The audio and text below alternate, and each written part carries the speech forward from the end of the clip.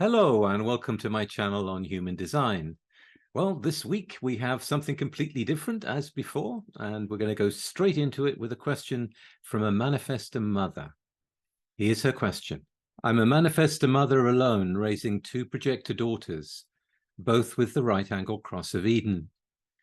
They also both lost their father at a young age. So when I learned that they share this cross, it felt very meaningful and intense. A shared theme around safety, belonging, and what home feels like. I'm aware that I have a brief window of time to support them, and I want to orientate to what matters most in their individual designs, in addition to having this common Incarnation Cross. I know their strategy and authority are different. One is self-projected and one is splenic, and that this is foundational. But I wonder, are there places where their individual sense of Eden or inner alignment is most likely to emerge? Would I turn to look at certain channels or gates, environment or experiences? Watching your daughters experience intense grief is a huge motivator to try all you can to bring a little more insight to the path they are on. Any guidance on this matter is very appreciated. Thank you so much for your work. It's been incredibly meaningful to me. Thank you for the question, wise self-wellness. I appreciate this. Human design can be so helpful to mothers who want to bring their children up in the correct way for them. And so I'm very happy to have a look at your daughters and see what I can do to explain what's going on. The first thing to understand is that the right angle cross of Eden has four different varieties. Both your girls are from the quarter of civilization. So it means that they're here to add to civilization. They're here to fulfill their lives according to form, whether that's their own physical form in going to different places, in having experiences that will expand them, or whether it's form in terms of poetry or art or music or creating something to add to civilization. So the right angle cross of Eden, like all the incarnation crosses, is a generality.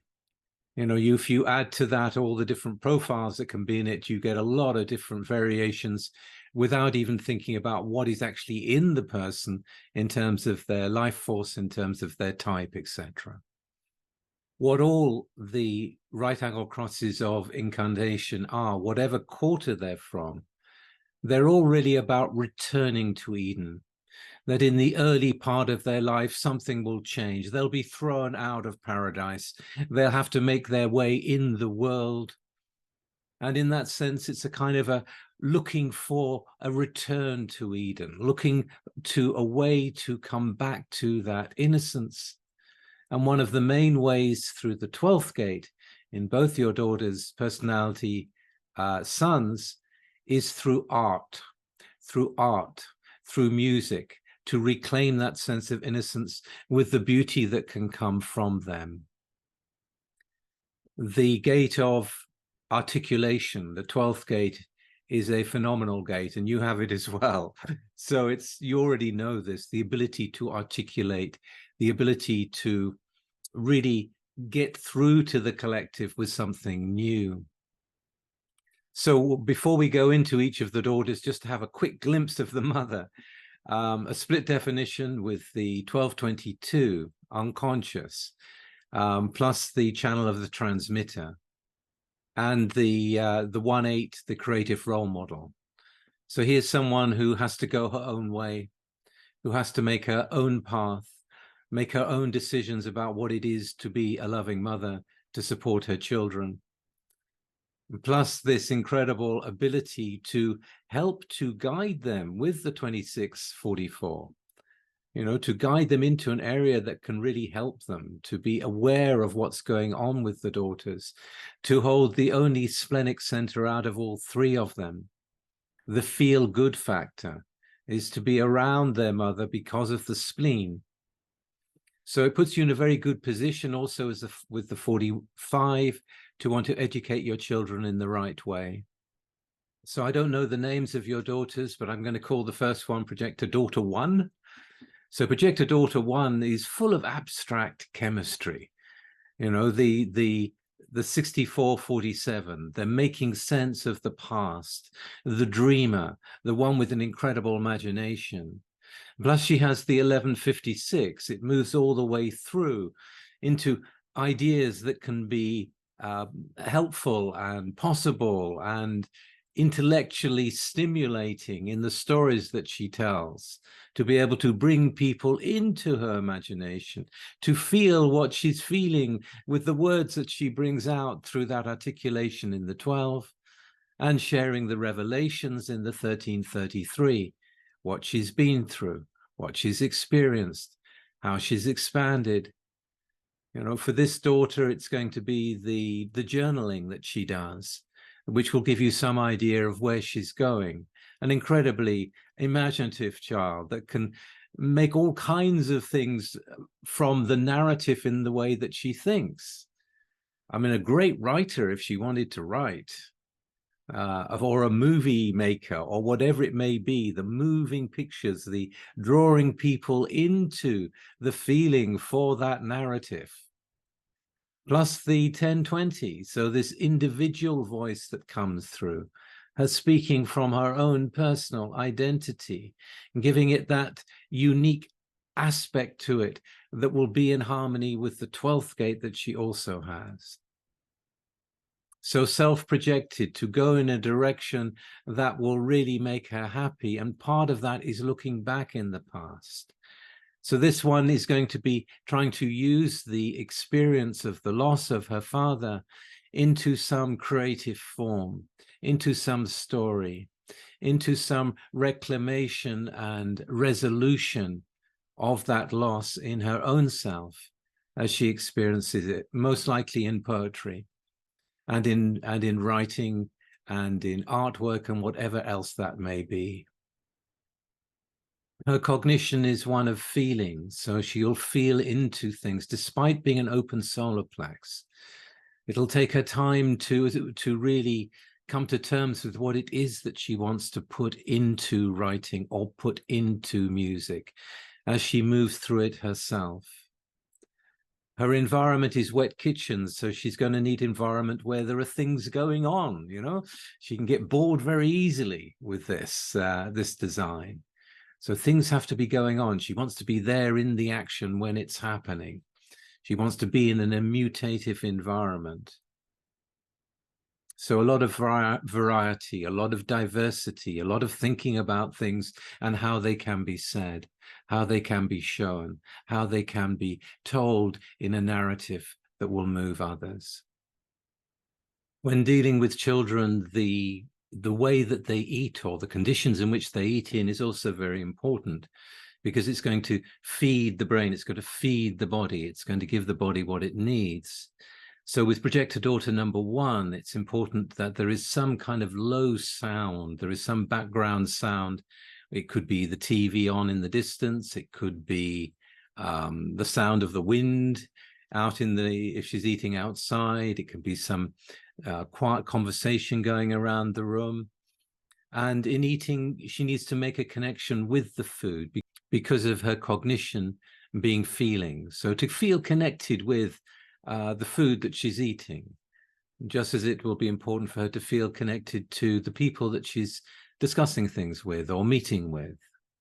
When we come to daughter number 2, the splenic authority is there. It's there to tell her through the sensations that she feels through her body, whether something is correct or not for her. And this is a purely individually defined life force. So here's someone who really needs to go her own way, just as you do as the mum, but she's there to struggle for her purpose, to get her teeth into something. This is a fighter in here, to fight for her own individual purpose. It's not that necessary for her to want to share with others the way it is with Projector Daughter number 1.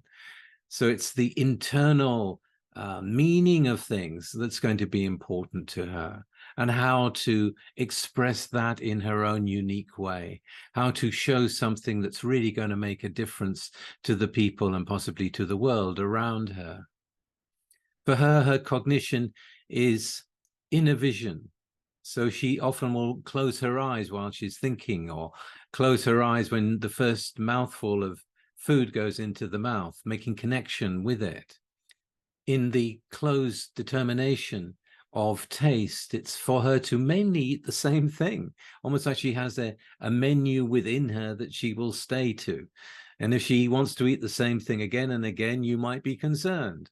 And yet it can be very correct for her.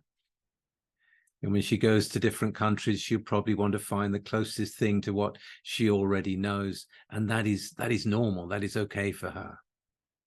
When you're purely individual, to have some form of stability around you, and in this case, we're talking about food, can be a great benefit. And her environment is a cave environment. She'll need to be in a secure environment, one where she feels really safe, where she can bring in a few friends to meet her, but she must have control over her environment, to throw them out if they're upsetting her or whatever. And to remember the melancholy that comes with individual channels. So it's likely, that she is going to go into these melancholic funks, and to see that's part of her process, and that nothing is wrong as such. It's part of that finding of purpose within oneself. When the pulse goes off and it feels like it's all meaningless, the pulse will come on again, but we don't know how. It could be anything. It could be a piece of music. It could be a bird landing on the table in front of her that can change it. But it's going to be a much more internal process for her to be able to bring out something that will be of benefit in a way that it can be recognized and seen. She doesn't have a mind under pressure the way Projector Daughter 1 does. So ideas will come and go. She has the 17 and the 11 in the ajna. So it's really about her thinking both logically and in an abstract way, and perhaps not even agreeing with herself in her own mind, which one is better than the other one, which gives her a good chance to pick up what the collective are thinking about. And in picking up what the collective are thinking about, to be able to bring out something new, to show to the collective that things are not the way they thought they were. So both of them, very interesting children. And yes, you need to look after them, especially when they start getting boyfriends. Keep an eye on them, because they are 3/5s. Teach them to wait for the right recognition of who they truly are. And the more you look into human design, the more you're going to find other things that can be helpful, especially the open solar plex, which means they will be magnifying the feelings from you and from those people around them. That they're here to kind of hold the space, but they can easily be swamped by the density and the power of the emotional field. So to be aware of that as well, both in your presence and in the presence of others. But I think you're a great mum for them in that sense, in terms of knowing about human design and wanting them to live the life that will be the best for them. So that's what I can say in this short amount of time. I hope that's been helpful. And thank you for reaching out and asking me. And I wish you all a lot of love. And here's a short question from Mikhail that says, can projector couples work? Yes, projector couples can work, but it depends what else they've got in their life force to see what kind of relationship it is. It's such a general question. All I can say to you is yes, it can work. Projectors can recognize each other. It can be very beautiful, but who is going to do the work? Ideally, these two projectors will have an income or a way to employ a generator to do the work neither of them want to do. But yes, it can work. Type for type can work very well, but you have to consider what the types do not have. And in this case, it's the ability to keep on and on and on with the work. Neither of them want that. And yet the material world does demand a certain amount of it. So bring in a generator to do some of the work that neither of you want to do is my advice. Thanks for the question. And a question from Alves regarding her process in deconditioning. Whenever there is resistance, the NotSelf is stronger than ever. It feels very intense right now. I've been experimenting with human design and learning about it more actively since the end of 2021. But in the past few years, probably because of all the change that is happening, the NotSelf hasn't been easy to deal with. I actually felt it was easier to deal with it at the beginning when I started experimenting.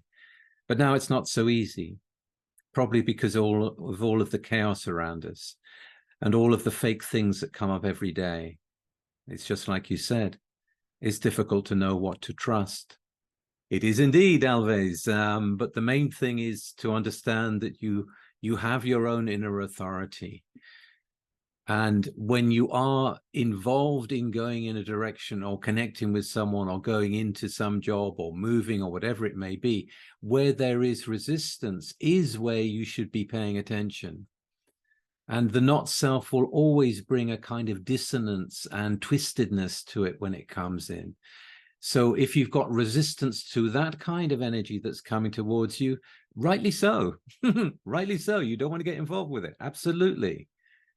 You know, keeping an eye on what kind of the resistance is. Is it something that's coming from you that is dissonant, that's trying to push through something? It doesn't feel right. If it's something that's coming from the outside where controls are coming in and people are saying, well, you've got to do this now and you've got to do that now, and putting you under pressure to do something that goes against your inner authority, well, that's resistance to resist. And all I can say to you is it takes time to tune into it, but resistance can be a very good measure and something to pay attention to. Thanks for the question. Our final question comes from a manifestor who was moved to reply from last episode's topic of 2027. So here's the question from Keisha. In terms of your manifestor role in coming times, as most of you probably noticed, more and more things are spontaneously happening. Things are in need of movement. And where others can stand back, I actually begin initiating more and more, having much more leeway in terms of applying the process. And yes, the communal way won't be dispersing. More so, it will contract to lesser, denser, and more intertwined groups. I see it as I have the 2145, both in 6 lines. Thank you, Manifestor. Thank you for that. And I agree with you. I agree with you. And the way things are happening, there is a lot of chaos going on. There's a lot of insecurity and uncertainty in the world right now.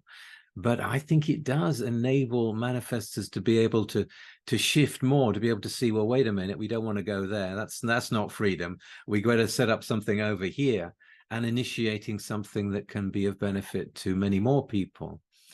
But the kind of people that you can connect to, the kind of people that are aligned to you, rather than just being thrown into a neighborhood with neighbors you don't know, or a country with rules you've got to find out about, you know, to be more proactive as a manifestor in doing that. And yes, as a 2145 with the 6 lines, you can see that. I agree with you.